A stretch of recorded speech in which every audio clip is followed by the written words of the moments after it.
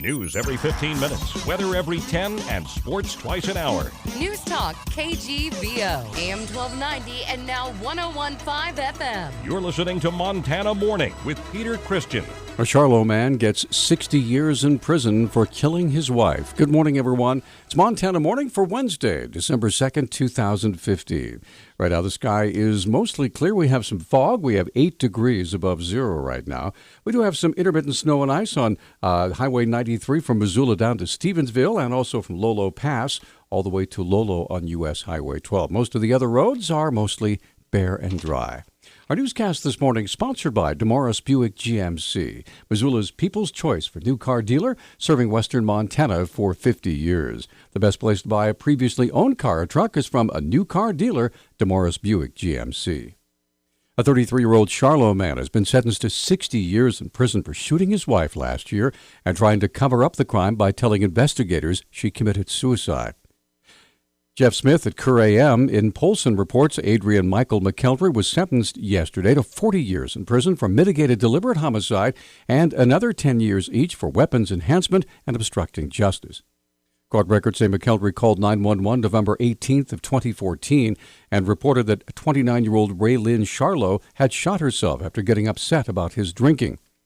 Investigators determined the evidence didn't match his story. McKelvey pleaded guilty in May. District Judge James Manley said McKelvey becomes violent when he's intoxicated and recommended that if he's ever granted parole, they be required to wear an alcohol monitoring device. Now, the University of Montana will be facing even more financial challenges over the next 2 years.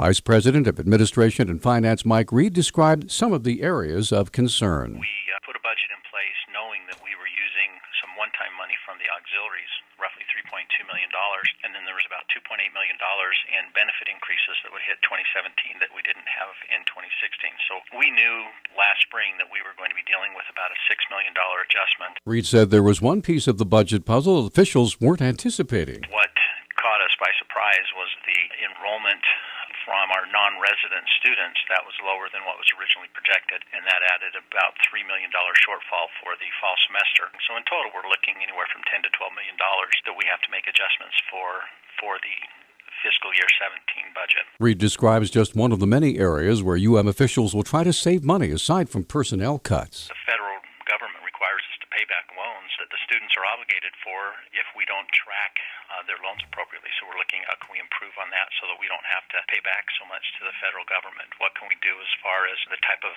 financial aid and scholarships and waivers that we're providing? Meanwhile, the process of downsizing the faculty and support staff continues at UM.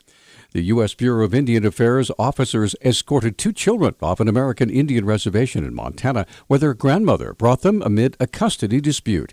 Attorney Roberta Cross-Guns said yesterday that one officer detained Patsy Furcho on the Northern Cheyenne Indian Reservation November 21st. And another drove the boys to the reservation border and turned them over to their father. The officers were serving a warrant issued by a court in Minnesota where the father lives. Furcho brought the boys to the reservation in September, believing she was out of reach of state court orders and protected by tribal courts that gave her custody. Maylin Smith, co-director of the Indian Law Clinic at the University of Montana, says Bureau officers are required to recognize state court orders, but not all tribal court orders. A high-speed chase through Missoula early yesterday morning ended with a one-man in custody. One search for a second suspect that ran away. According to Public Information Officer Travis Welsh, the chase began after an officer attempted to pull over a vehicle for a broken taillight. The vehicle refused to stop, and in fact, a pursuit was initiated, and the vehicle pulled into a parking lot in the 3000 block of North Reserve Street, and it struck a railing of some sort and a shrub. At that point, 3 people got out of the passenger side of the vehicle, and as they did so, a handgun fell out of the vehicle onto the ground. 2 of the individuals that got out of the truck stayed and spoke with police, but one suspect fled and had not been found as of yesterday afternoon. The driver of the vehicle sped away and took police on another chase down Reserve to the intersection of Harv and Eaton, where it crashed into a lumber guardrail after failing to negotiate a curve. At that point, the driver abandoned the vehicle and fled on foot. He was observed later running down Brook Street and was taken into custody there with the aid of a highway patrol officer who was in the area. The driver is identified as 22-year-old Michael Dahm, and he is currently in custody and is set to appear on new charges. Police are still investigating the pistol and are trying to locate the passenger who fled the scene. A Livingston man has pleaded guilty to ignoring a court order to stop selling unapproved and mislabeled dietary supplements. Toby McAdam appeared at Billings Federal Court yesterday, where he pleaded guilty to one charge of criminal contempt of court. U.S. District Judge Susan Waters sentenced McAdam to serve 4 months in prison and pay $85,000 in damages and fees. Extremely cold weather in western Montana has led to ice in the rivers. Some concerns it could cause backup flooding. National Weather Service meteorologist Ray Nicholas has more. When you get into long periods of very cold temperatures, starts to form ice on the rivers across western Montana, and we've seen that ice start to accumulate into a pretty significant amount of ice on especially the Clark Fork River, really in the area from about here in Missoula and especially in East Missoula. The river's pretty clogged up with ice. Nicholas says he's been monitoring the rivers for backup flooding, and though there were some areas of concern, most water is finding its way into the river. He expects the ice to begin melting as temperatures rise later this week. We seem to be having our coldest temperatures of the year in November nowadays. Last year was very similar, where we had an Arctic blast in November, even a little bit earlier than this one, and we did the same thing where we formed a lot of ice in the rivers, and then we went into a period where the temperatures really weren't that significantly cold. Back in 1996, Governor Roscoe declared western Montana a disaster area due to ice jams, but in that time there was much more snow and temperatures had gotten to 20 below zero. This week, the EPA reached an agreement with owners of land where the Columbia Falls aluminum plant used to operate.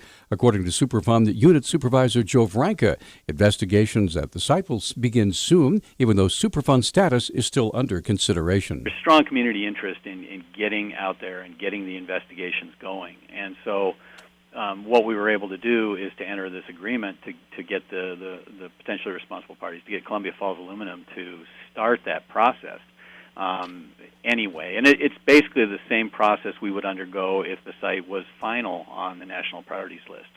A similar agreement was reached last month between the EPA and the owners of the Missoula Smurfett Stone Mill location out in Frenchtown, which is also being considered for Superfund status. Our News Talk time is 6:12. News Talk, KGVO. Missoula's official weather station. Mostly cloudy skies today with a slight chance of a snow shower. Highs will be in the mid-20s. Tonight, mostly cloudy, lows in the upper teens. We'll be close to the 30-degree mark on Thursday. Highs right around 40 on Friday.